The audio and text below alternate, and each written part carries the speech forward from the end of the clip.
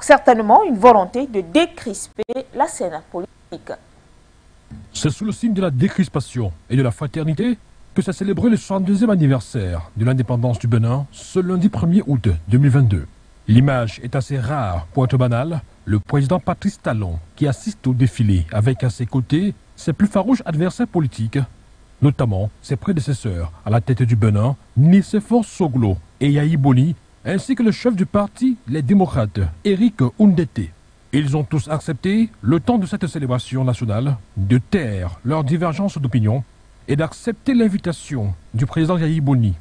Nicéphore Soglo a même dû écourter un séjour sanitaire pour être présent et Boni Yahi, médiateur de la CEDEAO pour la Guinée, est revenu de Bissau il y a quelques jours pour la circonstance. Ce qui, d'après certains observateurs, est un signe que la décrispation sur le plan politique serait en marche au Bénin.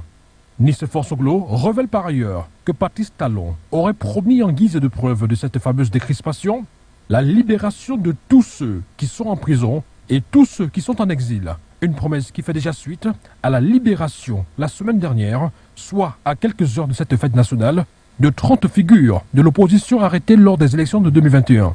Visiblement pas suffisant pour la classe politique et la société civile qui déplorent le maintien dans les prisons du pays de certains opposants et d'autres qui sont encore en exil à l'extérieur du pays et qui ont dû vivre la fête depuis leur téléviseur. Quant à la fête proprement dite, elle est riche en sons et en couleurs, avec notamment un impressionnant tableau artistique salué par le président Talon et ses convives, mais aussi le défilé militaire, qui sera marqué par deux temps forts, à savoir la parade militaire et paramilitaire pédestre, qui était de retour après une suspension durant 2 années en raison de la pandémie du Covid-19, et le défilé motorisé consacré à l'exhibition d'un échantillon de matériel et équipement des forces armées béninoises. Et au Mali,